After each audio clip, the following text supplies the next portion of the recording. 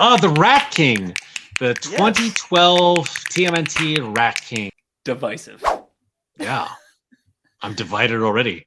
I love this version of this version of Scarecrow was horrifying. I need the old version of Scarecrow too. Like I want both. The reason behind the broad shoulders is that there's actually like sticks like holding up his and I actually kind of love that. Like if he took the cloak off, he'd be like I mentioned the same episode in the Heroes version, but like Tim Drake fighting against Batman, and it was like a reverse fear toxin where he didn't have any fear, so he was being reckless and dangerous. Oh, nice. And and it was a fantastic episode, and this Scarecrow like stood out to me and was actually frightening. Versus like the other Scarecrow, you're just like, really, you're just a guy running around with straws stuffed up your sleeves. He looks like a bulimic version of Solomon Grundy or like some WWE wrestler like in his heydays. Like he looks like the Undertaker in like 20 years. I do want. So this one came out first. I did buy it, obviously, but like. I did want the older version of Scarecrow that came out much later. And I think you can still get them with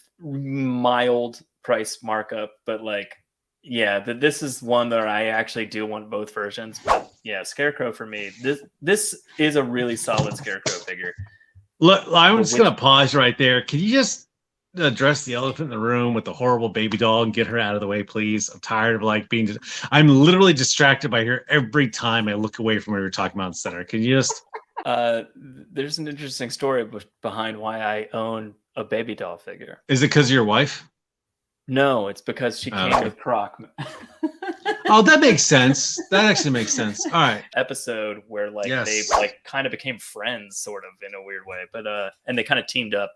Yeah, she wanted to be the domestic wife, and he was like, "What are you talking about?" Like, that was cool. As much as I love the Killer Croc episodes before the redesign made him green and big and actually looked like a crocodile. I didn't like the old one. It had that open mouth thing and like, and he it was sort bland. of has it, and I know what you're talking about. It's like this shape on the side of his mouth there. This is more reptilian. Yes, but this one is such a better design of the character. Yeah, I agree. I wanted this one. This is sort of one that I kind of want both, but like this version I'm satisfied with, and I'm done. That was a fun episode. It was a weird episode, and I liked it. But yeah, it's a fun episode. I have to give the writers credit. I don't know why they attempted that, but the weird pivot of what that evil Chucky doll version character was and her backstory and how she became like an adult. She would like drop a bit through that very sophisticated bougie accent and then go back to the baby doll thing shtick. And then her Killer Croc episode, I was like, yeah, wow, way to make me actually feel for that character. But I couldn't buy a toy as an accessory. That's genius. Oh yeah, an accessory. I mean, she just came with Killer Croc. So this is another 2-pack. So they came together. I have a weird soft spot for Clarion.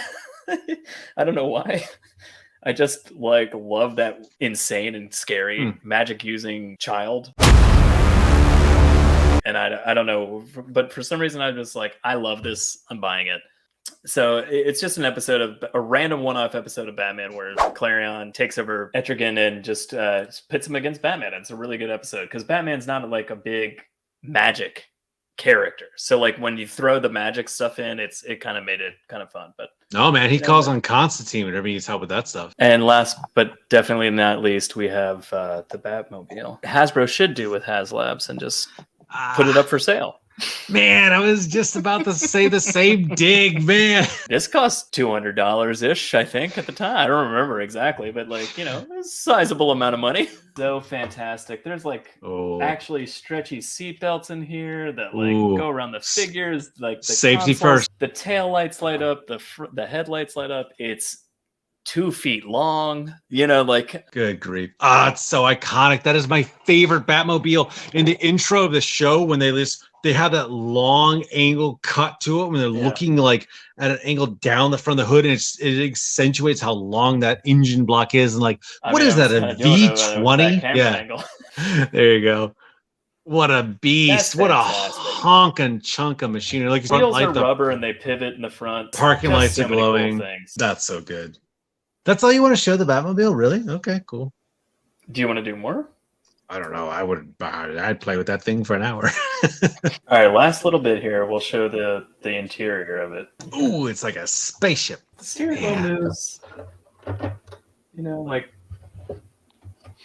gear shifts. And the console lighting up is fantastic. You can close it up and like you can just see the lights through it, and it shines on the figures. And I love when you close it up. It actually sounds like you're shitting a car hood. It's like it's not a plastic click. It's like a chung chung. That's great. If you like that video, check out more content on Toy DOMination right here. I've been Dom. I'm the Joker.